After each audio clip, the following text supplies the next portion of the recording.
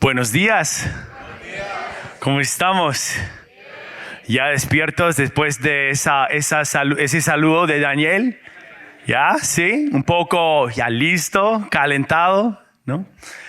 Yo me siento así después de haber cantado con ustedes una de mis canciones favoritas que cantamos aquí en esta iglesia, la de la bondad de Dios. Habla mucho de su fidelidad y dice que tú has sido bueno en mi vida, en toda mi vida, y me encanta esa canción. Me gusta no solamente por la música, sino por la forma que habla de la consistencia de Dios, la persistencia de Dios, su búsqueda constante de nosotros, ¿verdad? Y si reflexionamos un poco sobre nuestras vidas, Él sí ha sido muy bueno en nuestras vidas. Todo lo que tenemos proviene de Él. El amor, la familia, los hijos, la comunidad, los amigos, su protección, su provisión, mis oportunidades, mi seguridad, tantas bendiciones, ¿verdad? Y hay también la mejor prueba que se puede tener en su Hijo, que vino y se entregó para que podamos vivir con Dios para siempre. Tantas pruebas de la bondad de Dios y su fidelidad.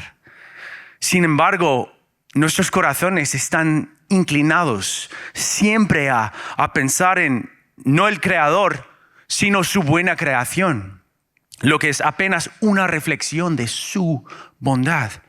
Él es bueno, Él es fiel, pero no siempre le ponemos en primer lugar, ¿verdad? Ese es el corazón de esta serie que se llama Dos Señores. Proviene de la enseñanza que hablamos la semana pasada de Jesús. Mateo capítulo 6. Él nos dijo que no podemos servir a la vez a Dios y a las riquezas. Y usa una palabra aramea, y la semana pasada no se me había ocurrido, pero sé que también puede ser una palabra un poco feíta en español, así que les pido disculpas y les agradezco por haber vuelto esta semana, porque no me di cuenta en entonces, pero la palabra es mamón, ¿ok? Y como pues se pueden reír, ¿eh? Yo soy un ex pastor de jóvenes y se puede reír, está bien, y luego nos vamos a enfocar así, que invito a la risa y ya vamos. Sí, ahí está la risa. Sí, pero hay un malentendido también bíblico con esta palabra. No solamente, no es que signifique el dinero, ni tampoco a las riquezas, aunque sea una traducción popular. Lo que significa es digno de confianza. Se usa esa palabra para poder representar un objeto de seguridad, ¿no? Cualquier fuente de paz que a final de cuentas nos va a fallar. O sea que el mamón bíblico es una fuerza espiritual, no solamente efectivo y monedas. Tiene el poder de engañarnos. Tiene el poder de hipnotizarnos. Nos hace falsas promesas de satisfacción, de cumplimiento, de propósito, mientras nos está esclavizando y no nos damos cuenta. Y este tipo de satisfacción nunca va a durar. Nunca nos va a durar. Solamente Dios tiene el poder de darnos algo eterno. Y lo que quiere decir es que solamente Dios es ese objeto que es digno de nuestra confianza. Ya lo he probado tanto en la Biblia como en nuestras vidas. Y Berto también es bueno y fiel. Berto también es bueno y fiel en todo lo que hace, así que ¿qué tal un aplauso para él? Muy pocas veces le reconocemos a nuestro equipo de producción, pero es que tienen un equipazo y lo hacen súper bien y además son buenísimas personas. Así que si no les conoces, vale la pena conocerlos. Solamente Dios es digno de nuestra confianza.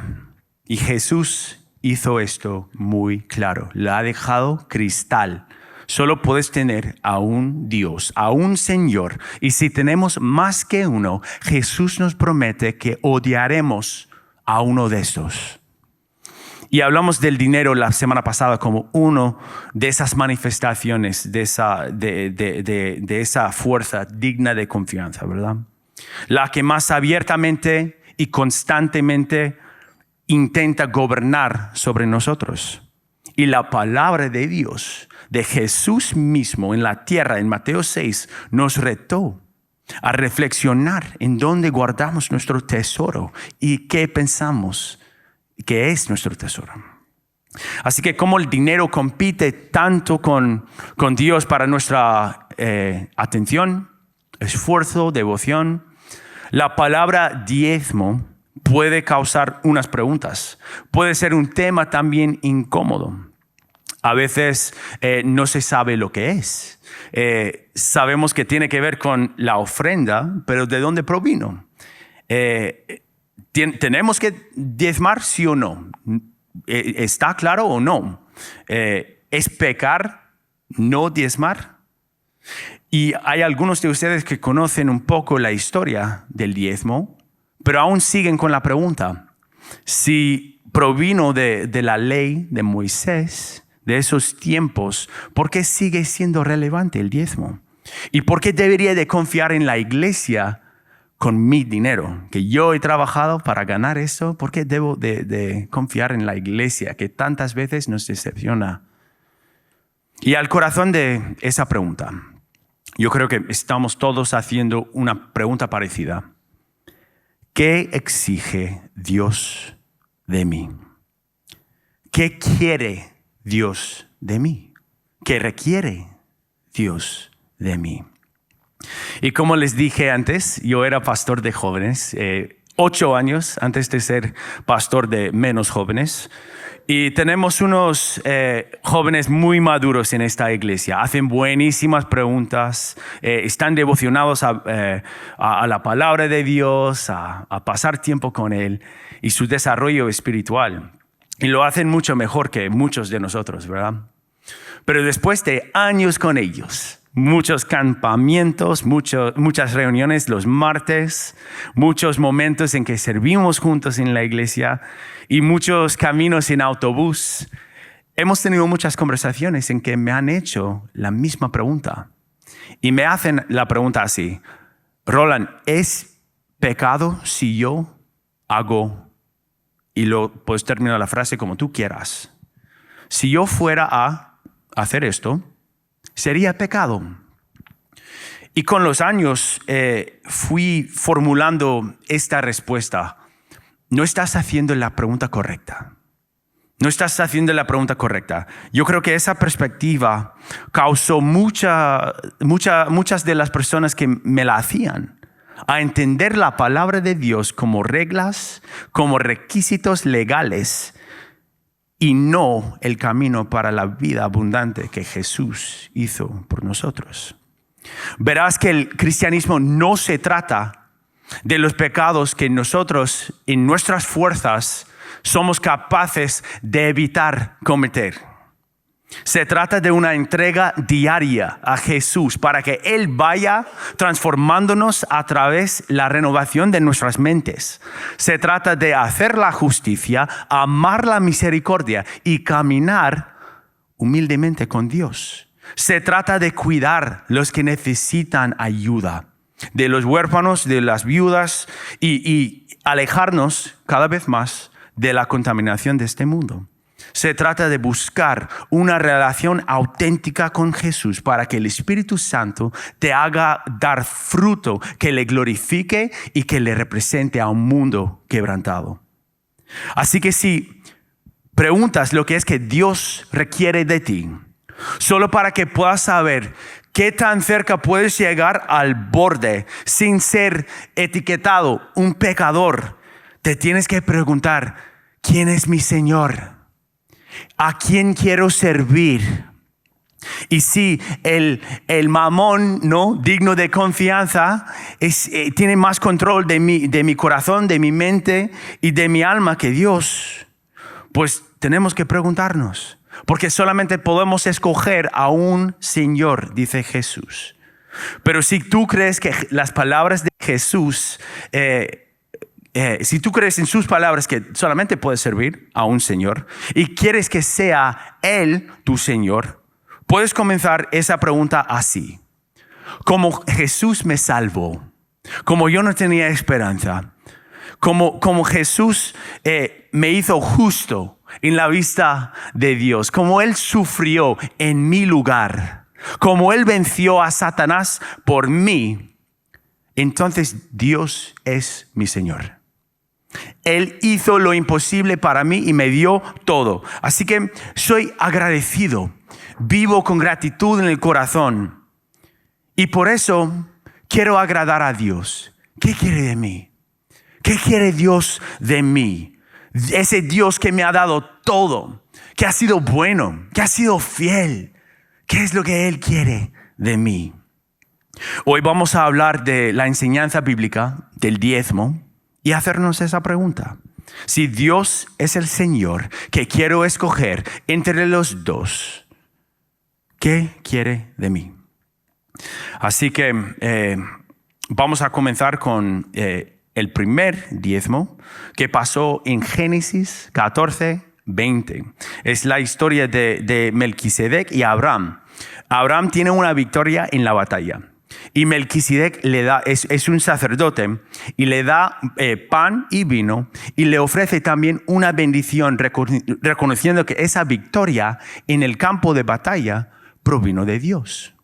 Y entonces, discerniendo que esa bendición provino no de hombre, sino de Dios, como su victoria, Abraham le da a Melquisedec, a ese sacerdote, ¿no?, al rey Melquisedec, que fue considerado sacerdote, una décima parte de lo que él ganó en esa victoria, porque todo provino de Dios. Así que Abraham le da a Melquisedec esa décima parte porque le había dado el pan y el vino y había ganado una victoria que Abraham no pudiera haber ganar solo. Les recuerda de algo, de la Santa Cena, de otro pan, otro vino y otra victoria. Así que no es un pago para servicios al rey, no es una obligación legal, es un acto voluntario de adoración al que provee. Entonces, el reconocer la mano de Dios en victoria siempre ha sido una respuesta sana de adoración en toda la Biblia y de hoy. Y Abraham, un hombre de gran fe en Dios, fue el primer ejemplo en la Biblia que lo hizo con 10% de ganancias materiales. Luego tenemos a la ley. Ese es el momento en que Dios le dio a Moisés la ley en el libro de Levítico, en el capítulo 27. Lo puedo poner aquí, no lo voy a leer, pero estará ahí. Esta ley, lo voy a leer como no está todo en un parte, perdón. El diezmo de todo producto del campo, ya sea grano de los sembrados o fruto de los árboles, pertenece al Señor, pues le está consagrado. Si alguien desea rescatar algo de su diezmo, deberá añadir a su valor una quinta parte. En cuanto al diezmo del ganado mayor y menor, 1 de cada 10 animales contados será consagrado al Señor. El pastor no hará distinción entre animales buenos y malos, ni hará sustitución alguna. En caso de cambiar un animal por otro, los dos quedarán consagrados y no se les podrá rescatar. Esta ley es de las últimas, en un libro entero, de muchas que parecen una lista intensa de reglas. Pero el contexto es crucial para que no lo veamos así y lo veamos de la forma que Dios quiere que lo veamos. Tuve un profesor en el seminario que decía, el doctor Tim Laniak, él decía que la ley era la bondad de Dios, porque en la ley Él nos ofrecía una forma sistemática para volver a una buena relación con Dios. Y antes de Cristo la ley fue la forma. Hoy en día es Cristo que podemos volver a una buena relación con Dios como Él quería, pero entonces fue la ley. Y Dios a Moisés no le dio la ley sin decirle por qué. Cuando tú estás enseñando a tu hijo seguridad en la cocina, ¿verdad? No le dices, no toques la estufa, sin más. Le dices, no toques la estufa porque te vas a quemar la mano, ¿verdad? Y cuando Dios le da a Moisés esta ley, sigue inmediatamente después de un gran resumen de la fidelidad y la promesa de Dios en el capítulo anterior, el 26. Ahí dice Dios, hay bendiciones para los que obedecen y hay maldiciones para los que escogen no obedecer. Pero dice, ¿cuáles son? Dice, si tú sigues mis mandamientos, te daré lluvia, te daré cosecha, comerás y vivirás en seguridad. Te protegeré de los atacantes de la naturaleza. Ganaré sus batallas en sus lugares. Te daré mi favor. Te haré descendientes y caminaré entre ustedes y seré tu Dios. Y además, puedes confiar en mí que yo soy el Señor, tu Dios, que te sacó de la esclavitud en Egipto y te guió por medio del mar que abrí yo con mi mano. Él quiere que recuerden. Y esa es la fundación de la ley. El amor, el carácter, la fidelidad de Dios, su bondad. Dios es bueno y siempre ha sido fiel con nosotros. Así que nuestra respuesta es agradecerle en cada aspecto de nuestras vidas obedientes y agradecidas. La próxima instrucción para el diezmo viene en Números, capítulo 18, 21 a 26, donde Dios da a Aarón instrucciones y a Moisés también instrucciones sobre una parte del diezmo que tiene que ir a las levitas. Las levitas eran una tribu de sacerdotes en el pueblo de Dios. No iban a recibir ninguna herencia de tierra. Entonces esos diezmos eran una forma de apoyarles a ellos en su labor. Pero también a los levitas se les esperaba diezmar.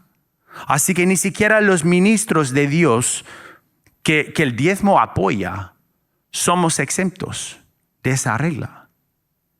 Es lo que Dios quiere de nosotros. Y el diezmo aquí hace parte del sistema perfecto de Dios de dar fondos a la obra espiritual a través de la obediencia de la gente y su generosidad. Y aunque no nos demos cuenta, es así que mi lugar favorito de este mundo, esta iglesia, Forest Hill South Boulevard, llegó a existir. La fidelidad, la obediencia y la generosidad de Forest Hill Church y la gente que la compone. En abril cumpliremos 10 años de ministerio en esta comunidad. Y una gran parte de eso ha sido fundado por gente generosa, gente que no nos conoce, que no me conoce a mí, que no conoce a Jorge, ni a Jonathan, ni a David, ni a Ivonne, ni a Berto, ni a Dani, cualquier persona que haya hecho un impacto aquí a través de su generosidad. Otras que no conocen la obra que se hace aquí. Gente que quizá ni siquiera habla español o conozca gente de países hispanos. Y a pesar de esas descripciones, esas personas fueron obedientes y confiaron en Dios para usar su obediencia para hacer una buena obra. ¿Y no está haciendo una buena obra Dios aquí? Lo está haciendo.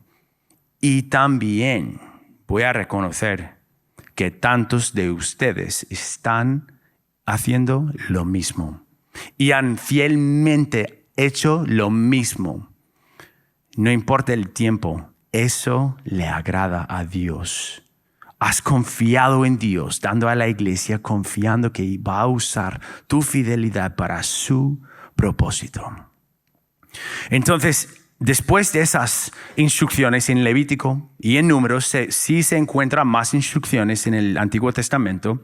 Se ve otros tipos de diezmos en Deuteronomio y se ve que al final de cuentas los diezmos suman más que el 10%.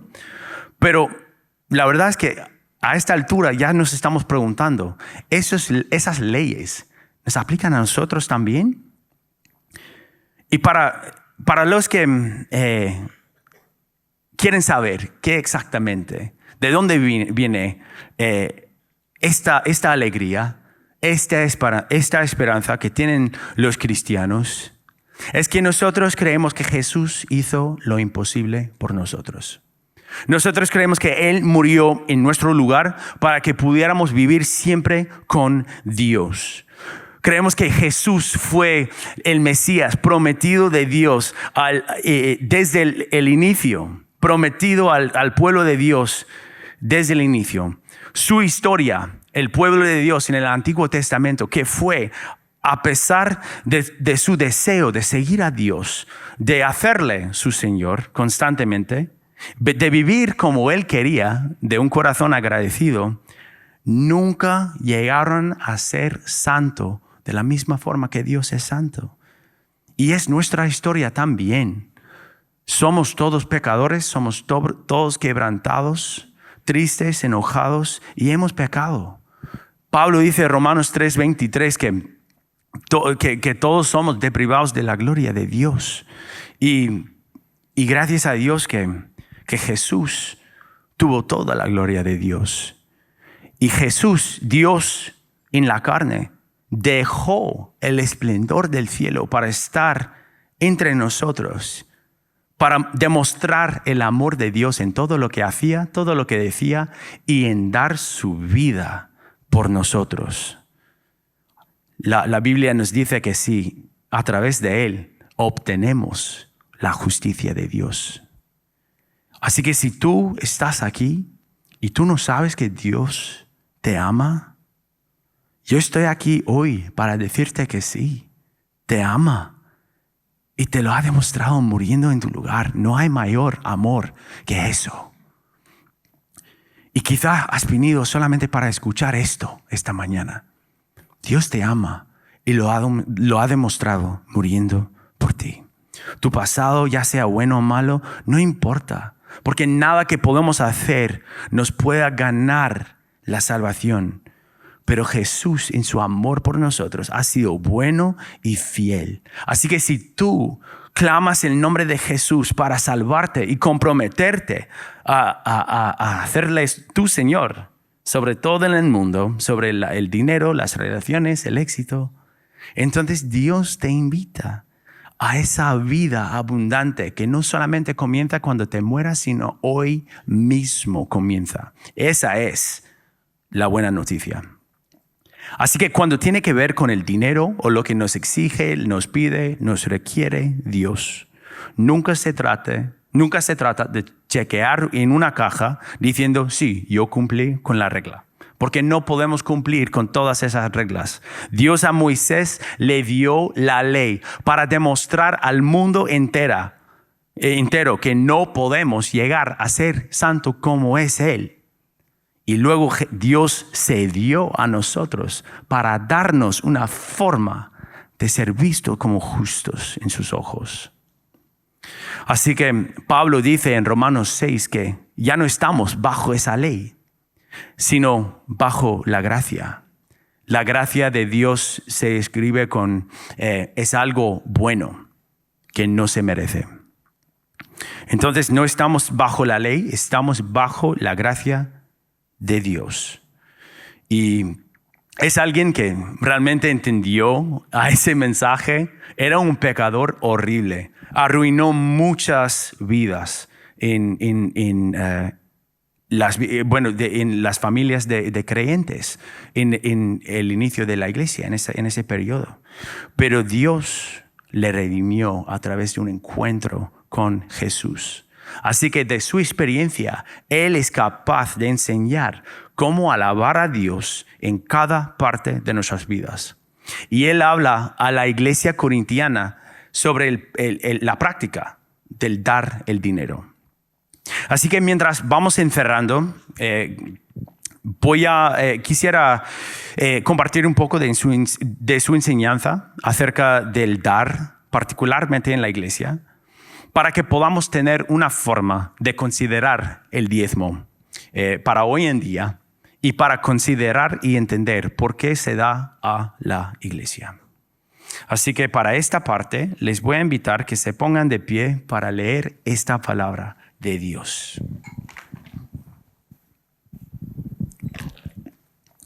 Ahora, hermanos, queremos que se enteren de la gracia que Dios ha dado a las iglesias de Macedonia.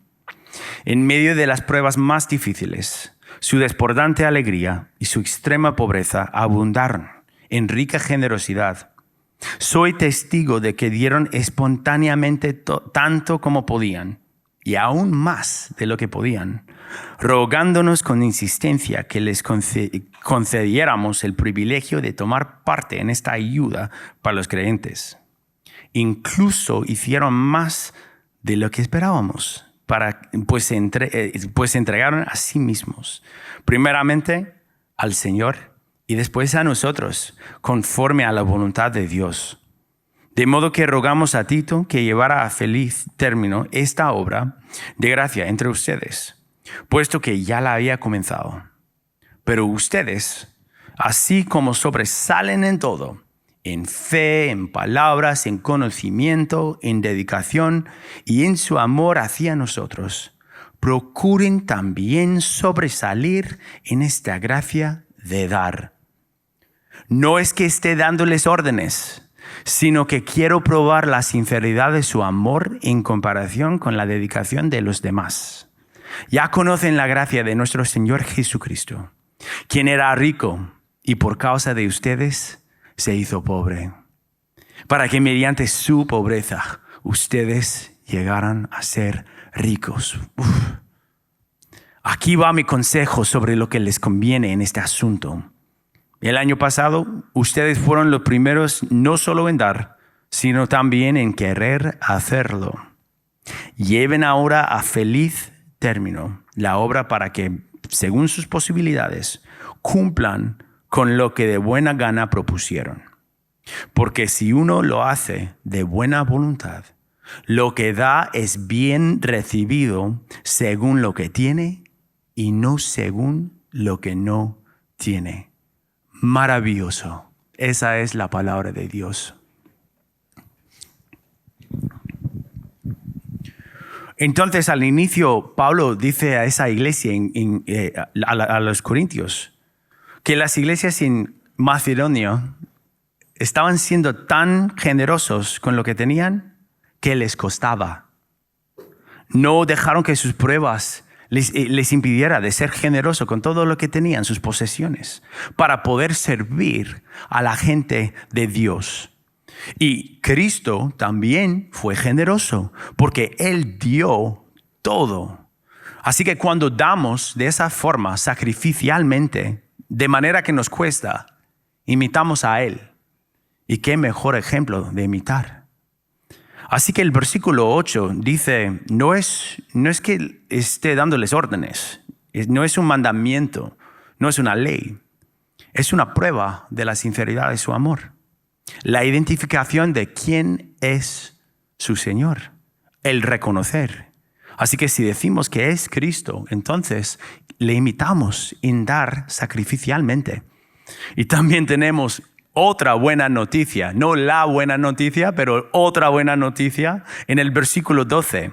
Si lo hacemos de buena voluntad, Lo que quiere decir fue tu intento más sincero de alabar a Dios, no un regalo porque la gente te está viendo, o por tu culpa, o por obligación, o porque quieres que Dios te dé prosperidad económica. Si lo haces de buena voluntad, el regalo se acepta según lo que tienes y no lo que te falta. Y esa es buenísima palabra. Puf. Esta semana abrí mi computador en una reunión y vi una notificación horripilante. Dice, tu pantalla se está observando. Está siendo observado, dice. O sea, para darle una traducción literal, tu pantalla está siendo observada. Y hay muchas preguntas. ¿Quién me está vigilando? ¿Verdad? Dios, ¿eres tú? Estoy listo, tómame ya. Y si no, jefe, ¿eres tú? ¿Cómo he hecho? ¿Cómo voy? ¿Estoy haciendo bien? ¿Estoy en problemas? ¿Me van a mandar a la cárcel por no haber chequeado mi correo? ¿O algo? No sé. Pero luego, al pensar esta notificación y cuando la ansiedad me pasó, como buen pastor, pensé a mí mismo, iglesia, tu corazón está siendo observado.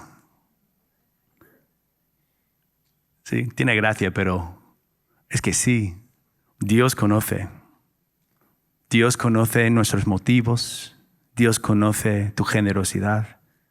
Sabe lo que das y por qué. Sabes cuánto y qué tan a menudo. Sabes si es 10% o no. Y lo más importante es la postura de tu corazón. ¿Cómo te sientes con lo que das? Así que te pregunto, ¿cómo te sientes? ¿Te sientes bien o no?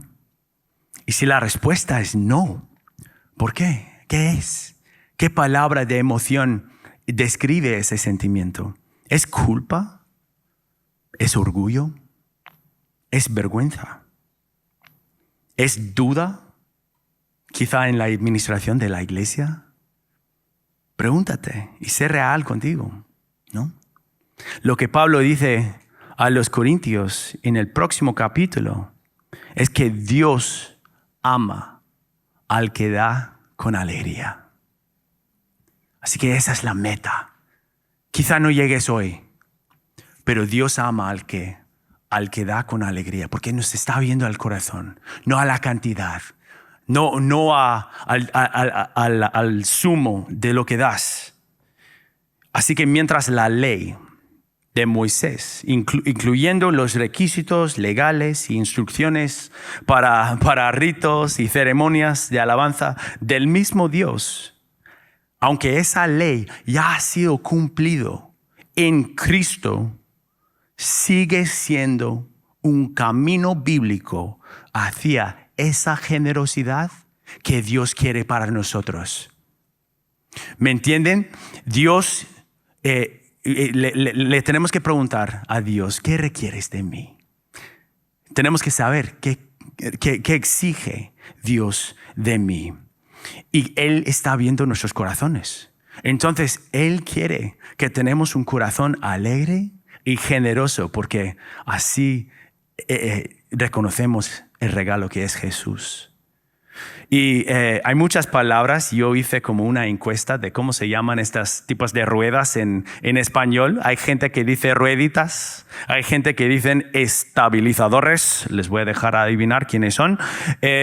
Hay gente también que dicen ruedas auxiliares, y me gustó esa traducción. En inglés se dice ruedas de entrenamiento, ¿vale? Están ahí al lado de la bicicleta cuando estás aprendiendo a andar de bicicleta. Y menciono esas ruedas porque el diezmo se puede ver como las ruedas auxiliares de Dios a la generosidad. Porque te va a enseñar cómo camina tu Padre. La generosidad es un fruto del Espíritu, un producto de hacer a Dios tu Señor, y resulta en dar con alegría. Y la generosidad, como es un carácter de Dios, es parte de la meta de nuestra santificación. Dios está en un proceso de hacernos todos más como Él cada día. Así que vamos a usar, seamos prácticos, usemos el sistema que Dios nos dio para un punto de partido. Dejar que las ruedas auxiliares de Dios para su generosidad, su corazón, nos enseñen a vivir, a caminar como Él. Cómo balancearnos, cómo seguir en la dirección cierta, cómo seguir recto, cómo parar cuando tenemos que parar y cómo ir más rápido cuando hace falta y cómo andar con otros, ¿verdad? Nos enseña. Me han escuchado decir que la fe en Jesús no se trata solamente de un cambio en nuestro comportamiento, nuestras acciones, ¿verdad? Pero creo que hay comportamientos que se pueden modificar para que pongamos más fe en Jesús. Y esto es uno. Y se lo puedo decir con confianza porque Dios lo prometió. Yo no les voy a hacer promesas yo de este grado, porque Dios es el que hace la promesa en que la podemos confiar. No es mi palabra, es palabra de Dios. Y lo dio al profeta Malaquías. Dice eso en capítulo 3. Traigan íntegro el diezmo a la tesorería del templo. Así habrá alimento en mi casa. Pruébenme en esto. Dice, ¿quién? El Señor de los ejércitos. Y vean, si no abro las compuertas del cielo y derramo sobre ustedes bendición hasta que sobreabunde. Reprenderé al devorador para que no arruine sus cultivos y en las vidas, en los campos, no pierdan su fruto. Dice, ¿quién? El Señor de los ejércitos. Entonces todas las naciones los llamarán dichosos, porque ustedes tendrán una tierra maravillosa. Dice nuevamente el Señor de los ejércitos, todopoderoso. Escucha, Dios puede hacer todo. Y en toda la Biblia, este es el único momento en que nos invita a probarlo.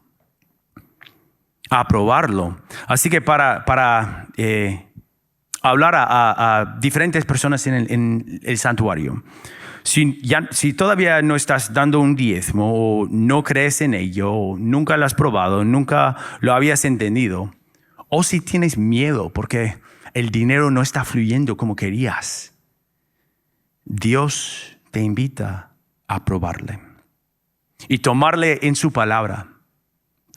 No es mi palabra, es su promesa. Y dice lo que es ya la recompensa. Dice que va a abrir las compuertas del cielo.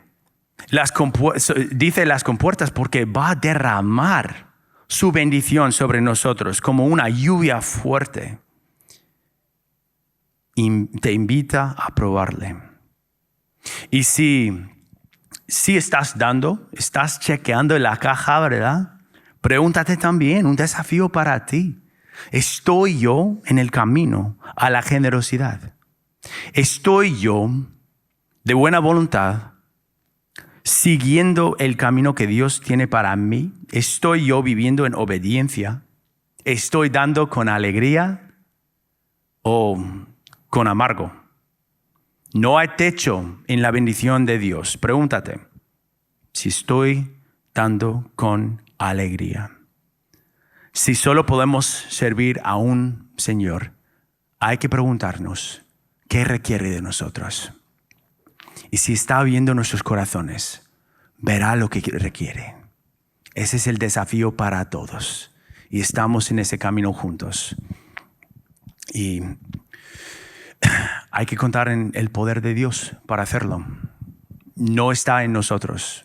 No tenemos la fuerza de ser santo como Dios es santo. Hay que confiar en su Hijo, que nos hace justo en la vista de Dios. Y un día a la vez, confiando en Él. Y Él nos va guiando, sigue proveyendo, sigue protegiendo y abre las compuertas. Y nos bendice Él es bueno y fiel. Amén.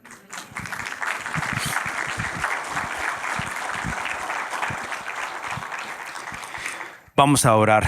Dios, te damos gracias porque tú eres bueno. Señor, tú eres tan bueno y lo reconocemos en este momento. Muchos de nosotros no nos frenamos entre semana.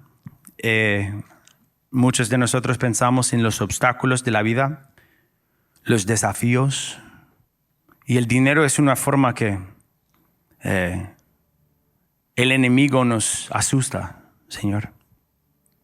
Yo sé que hay gente aquí, Señor, en necesidad, que necesitan confiar en ti y que quieren un señal de ti.